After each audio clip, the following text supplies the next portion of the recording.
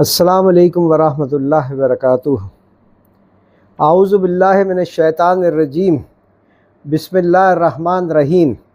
واللیل اذا یغشی والنہار اذا تجلی وما خلق الذکر والانثی ان سعیکم لشتی فاما من آتی واتقی وصدق بالحسنی فسنیسرہ للیسری واما من بخل واستغنی وکذب بالحسنی فسنیسرہ للعسری وما یغنی عنہ مالہ اذا تردی ان علینا الہدی وان لنا للآخرۃ والاولی فانذرتکم نارا تلظی لا یصلاھا الا الاشقی الذی کذب وتولی وسیجنبھا الاتقی الذی یؤتی مالہ یتزکی وما لأحد عندہ من نعمۃ تجزی الا ابتغاء وجہ رب الاعلی ولسوف یرضی۔ ترجمہ: قسم ہے رات کی جب کہ وہ چھا جائے اور دن کی جب وہ روشن ہو، اور اس کی جو اس نے پیدا کیے نر اور مادہ، کہ تمہاری کوششیں الگ الگ ہیں، پس جس نے دیا اور وہ ڈرا اور اس نے بھلائی کو سچ مانا، پس جس نے دیا اور وہ ڈرا اور اس نے بھلائی کو سچ مانا تو اس کو ہم آسان راستے کے لیے سہولت دیں گے، اور جس نے بخل کیا اور بے پرواہ رہا اور بھلائی کو جھٹلایا تو ہم اس کو سخت راستے کی سہولت دیں گے، اور اس کا مال اس کے کام نہ آئے گا جب وہ گڑھے میں گرے گا۔ بے شک ہمارے ذمے ہے راہ بتانا، اور بے شک ہمارے اختیار میں ہے آخرت اور دنیا۔ پس میں نے تم کو ڈرا دیا بھڑکتی ہوئی آگ سے، اس میں وہی پڑے گا جو بڑا بدبخت ہے، جس نے جھٹلایا اور روح گردانی کی، ہم اسے بچا دیں گے زیادہ ڈرنے والے کو، جو اپنا مال دیتا ہے پاکی حاصل کرنے کے لیے، اور اس پر کسی کا احسان نہیں جس کا بدلہ اسے دینا ہو، مگر صرف اپنے خدائے برتر کی خوشنوی کے لیے، اور عن قریب وہ خوش ہو جائے گا۔ یہ سورۃ اللیل کا ترجمہ آپ نے سنا۔ یہ آخری پارے کی جو آیتیں ہیں، صورتیں ہیں، وہ زیادہ تر نماز میں پڑھی جاتی ہیں ہمارے یہاں انڈیا میں، بنگلہ دیش میں اور پاکستان میں۔ حالانکہ وہاں جو میں نے عرب میں نماز پڑھتا ہوں، اور وہاں کے ملکوں میں یہ چیزیں نہیں ہیں کہ چھوٹی صورتیں یہی پڑھی جائے، قرآن کا کوئی بھی حصہ پڑھتے تلاوت کرتے ہیں نماز میں، وہ اس پہ باعث نہیں، لیکن ہمارے یہاں یہی چیز ہے کہ یہ زیادہ تر یہی صورتیں پڑھی جاتی ہیں۔ تو مقصد یہی ہے کہ آپ تھوڑا ذہن نشیں کریں، اور جو امام صاحب پڑھتے ہیں تو ہمارے ذہن میں آتا رہے۔ اس میں جو بتایا گیا ہے، دنیا میں تمام چیزیں جوڑے جوڑے سے ہیں، اور یہ ایک بہت بڑا سائنٹیفک فیکٹ بھی ہے۔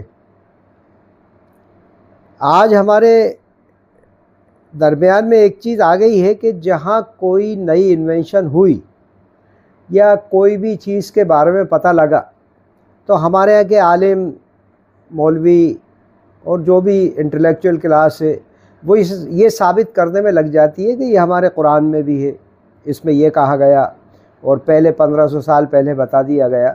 تو یہ ایک ذہن نشی ہمیں کر لینا چاہیے بات کو، کہ قرآن سائنس کی کتاب نہیں ہے، میڈیکل سائنس کی کتاب نہیں ہے، کوئی انجینئرنگ کی کتاب نہیں ہے، جنرل نالج کی کتاب نہیں ہے، ہسٹری کی کتاب نہیں ہے، سوشل اسٹڈی کی کتاب نہیں ہے، نہ کوئی لینگویج کی کتاب ہے کہ ہر چیز ہم جوڑ دیتے ہیں قرآن سے، قرآن میں ہمارے یہاں یہ ہوا وہ ہوا، ایسا نہیں ہے۔ اللہ تعالیٰ نے قرآن کے اندر جو بتایا ہے وہ صرف یہ بتایا ہے کہ اللہ تعالیٰ خود کیا ہے، اس کی خدائی کیا ہے، آخرت آنا ہے، آخرت کے بعد تمہارا کیا انجام ہونا ہے، تمہیں کیا کرنا ہے اس دنیا کے اندر، جس چیز پہ تمہاری آخرت کامیاب ہوگی جنت میں جاؤ گے، اور کیا نہیں کرنا، اگر ایسا کرو گے تو جہنم رسید ہوگے، جہنم میں جاؤ گے۔ یہ چیزیں وضاحت سے بتائی گئی ہیں قرآن میں، اور قرآن کا مقصد یہی ہے مین، کہ انسان کو راہ دکھانا کہ کس راہ پہ چل کے تم کامیابی حاصل کرو گے۔ اس کا مقصد قطعی یہ نہیں ہے کہ آپ کو سائنس سے روشناس کروائے، سوشل اسٹڈی بتائے۔ ہاں یہ ضرور ہوا ہے کہ جب اللہ تعالیٰ سمجھا رہا ہے ہمیں، ہر طریقے سے اس نے سمجھانے کی کوشش کی، اور سمجھاتے سمجھاتے مثالیں دیے، مثالوں میں کئی چیزیں اس نے بیان کر دی ہیں، دن کا اور رات کا آگے پیچھے آنا، کس طریقے سے سورج اور چاند گردش کرتے ہیں، بارشیں کیسی ہوتی ہیں، تمام نیچرل چیزیں جو ہیں بتائی گئی ہیں۔ تو وہ چیزوں کا مقصد یہ نہیں تھا کہ یہ ثابت کرنا ہے، جیسے میں نے بھی کچھ چیزیں آپ کو بتائی پہلے، ہے قرآن میں بالکل، اور جب اللہ نے کہا ہے تو 100% صحیح ہوگا، کوئی اس میں تو کوئی گنجائش ہی نہیں ہے کہ غلط ہو سکے۔ کتنی سائنس ترقی کر جائے، ہو سکتا ہے آج ہمیں لگے کہ یہ سائنس کے خلاف جا رہا ہے، کل دوسری چیز پیدا ہو جائے۔ اس میں یہ کہا گیا ابھی بریلوی حضرات میں، ان کے جو اعلیٰ حضرت ہیں بریلویوں کے، احمد رضا خان رحمۃ اللہ بریلوی حضرات کے جو اعلیٰ حضرت کہلاتے ہیں احمد رضا صاحب، انہوں نے یہ لکھی تھی 1921 میں کتاب، اور اس میں کہا تھا زمین ساکن ہے۔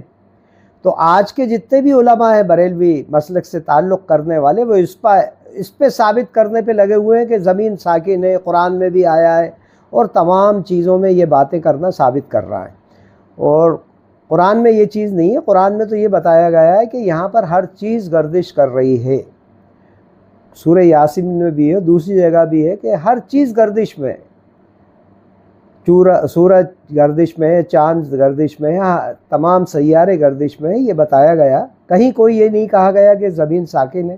آپ بتا دیں پورا قرآن اسٹڈی کر کے کہ یہ اس کا مطلب یہ ہے کہ صاحب یہ زمین ساکن ہے۔ اور دوسری چیز یہی کہ بھئی اگر کہہ دیا اسے بات ختم کریں۔ اب قرآن میں تعویلیں پیش کرنا اور قرآن کو آگے پیچھے کرنا کہ ہمارے اعلیٰ حضرت کہے گا یا ہمارے کوئی بزرگ کہے گا، تو یہ کوئی اچھی بات نہیں ہے۔ ہمیں قرآن کو ان سب سے اوپر رکھ کے دیکھنا ہے۔ اور سیدھی سی بات یہ ہے کہ حضور صلی اللہ علیہ وسلم کوئی چیز فرما گئے، انہوں نے پوری کی پوری کوئی ایسی چیز نہیں کہی جو قرآن سے ٹکراتی ہو۔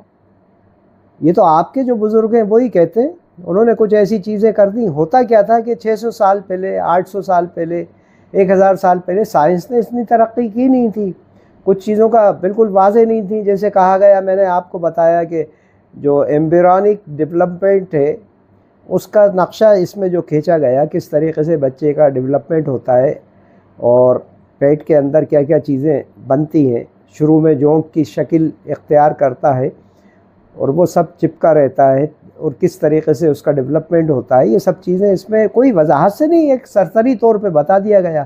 آج وہ چیز ثابت ہو رہی ہے، سونوگرافی جب شروع ہوئی تو سب پتہ لگ گیا، اور عین جو قرآن میں آیا جس طریقے سے ویسا کا ویسا ہے۔ کہیں یہ نہیں آ رہا کہ نہیں صاحب اس میں کوئی غلط ہے یا صحیح ہے، اللہ کا کلام ہے، اس میں تو رتی برابر کوئی غلط ہونے کی گنجائش نہیں ہو سکتی۔ انسان غلط ہو سکتا ہے، ہم غلط ہو سکتے ہیں، اللہ کا کلام کیسے غلط ہوگا؟ تو اللہ تعالیٰ نے جو چیزیں بتا دیں اس میں، وہ صرف ایک چیز سمجھانے کے لیے کہی گئی ہے۔ اب ہم پورے کے پورے ڈیپینڈ ہو جائیں اسی کے اوپر کہ یہاں تو یہ کہا گیا اور ایسا کہا، یہ ایسا پہلے بیک گراؤنڈ دیں گے کس وجہ سے کہا گیا۔ اللہ تعالیٰ کا قطعی مطلب نہیں ہے کہ آپ کو سائنس سمجھائے یا جیوگرافی سمجھائے یا میڈیکل سائنس پہ کوئی ڈسکشن ہو، یا آپ کے کھانے کے اوپر اس کی زولوجیکل کیا چیزیں اس کے اندر ہونا چاہیے، باٹنیکل تمام کلاسیفیکیشن وغیرہ، یہ کچھ نہیں۔ اس میں تو صرف یہ بتایا گیا ہے کہ آپ کو زندگی کیسے گزارنا ہے۔ اس بیچ میں جو جو چیزیں آ گئیں تو ایک سرسری طور پہ ان کا ذکر کر دیا اللہ تعالیٰ نے، اور انڈرسٹوڈ ہے کہ اللہ تعالیٰ کوئی چیز بھی ذکر کرے گا تو وہ تو پوری کائنات کا خالق ہے، تو کوئی چیز غلط تو ہوگی نہیں۔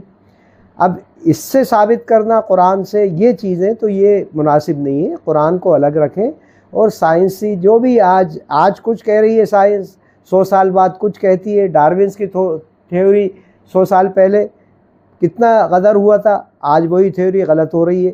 تو سائنس نے کوئی فیکٹ نہیں کہا ہے، کوئی ایسی چیز نہیں ہوئی کہ بالکل پکا ہی ہے۔ آج کی جو ریسرچ ہے وہ یہ بتا رہی ہیں، کل کی ریسرچ ہوں گی وہ کچھ اور بتائیں گی۔ قرآن میں بھی یہ کہا گیا کئی بار، آنے والے وقت میں مطلب تم دیکھو گے، نشانیاں دکھائے گا اللہ تعالیٰ۔ تو وہ چیزیں ہمیں ذہن میں رکھنا چاہیے۔ تو میں آپ کو جو بتا رہا تھا، دنیا میں تمام چیزیں جوڑے جوڑے ہیں، نر اور مادہ، رات اور دن۔ ذرا ہر چیز میں یہی چیز ملے گا، میٹر اینٹی میٹر، اس دنیا کی ہر چیز اپنے جوڑے کے ساتھ مل کر اپنے مقصد کو پورا کرتی ہے۔ یہ واضح طور پر اس بات کا ثبوت ہے کہ اس کائنات میں مقصدیت ہے۔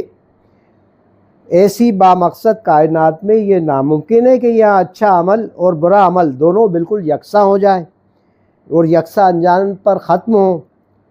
کائنات اپنے خالق کا جو تعارف کروا رہی ہے اس سے یہ بات مطابقت نہیں رکھتی۔ اللہ کا تعلق اپنے بندوں سے صرف حاکم کا نہیں بلکہ مددگار کا بھی ہے۔ وہ ہمیں صحیح راہ بتا رہا ہے اور وہ اپنے ان بندوں کو راستہ ہموار کرتا ہے جو اس کی طرف چلنا چاہیں۔ آپ بات نوٹ کریں، جو چلنا چاہیں، نہیں چلنا چاہیں ہمیں اتنی فرصت نہیں ہے، جانوروں کی طرح زندگی گزار رہا ہے، کیوں آئے دنیا میں، کیوں نہیں آئے، کیا ہمارا مقصد ہے، سوچنے کا ٹائم ہی نہیں ہے، پیسہ بنانے میں لگے ہوئے ہیں۔ تو ان کے لیے نہیں ہے یہ چیز، یہ تو انہی لوگوں کے لیے جو چلنا چاہیں اس راہ میں، اور اللہ تعالیٰ انہی کو راہ دکھائے گا۔ آپ کے دل میں تڑپ ہوگی تبھی سیدھا راستہ دکھایا جائے گا۔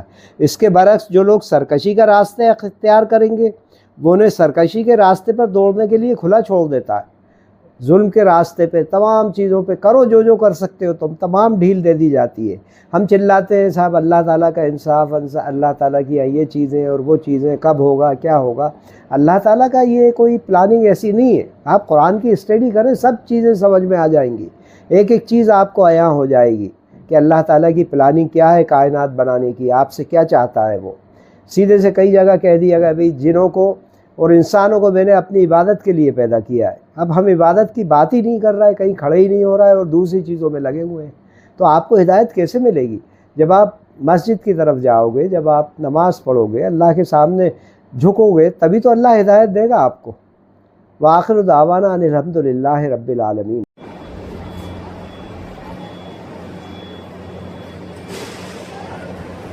یہ بامبے ایئرپورٹ کا سین ہے۔ سامنے آپ کو جو ٹرالیز دکھ رہی ہیں یہ اکٹھی ہو کے جو کاؤنٹر سے واپس آتی ہیں۔ یہ سیکورٹی چیک ہے۔ سیکورٹی چیک کے اندر آپ کو تمام چیزیں اپنی اس ٹرے کے اندر ڈال کر اسکین کروانا ہوتی ہیں۔ یہ ڈومیسٹک سائڈ ہے اور یہ رائٹ سائڈ میں انٹرنیشنل سائڈ ہے۔ جیسے ہی آپ ارائیول لاؤنج پہ پہنچتے ہیں سامنے کا آپ کو ہال نظر آئے گا۔ اس میں لیفٹ سائڈ اور رائٹ سائڈ میں الگ الگ ایئر لائنس کے کاؤنٹر ہیں۔ آپ کا جس ایئر لائنس کا ٹکٹ ہے اس پہ چلے جائیں یا سیلف کاؤنٹر بنے ہوئے ہیں، آپ خود اسکین کریں اپنے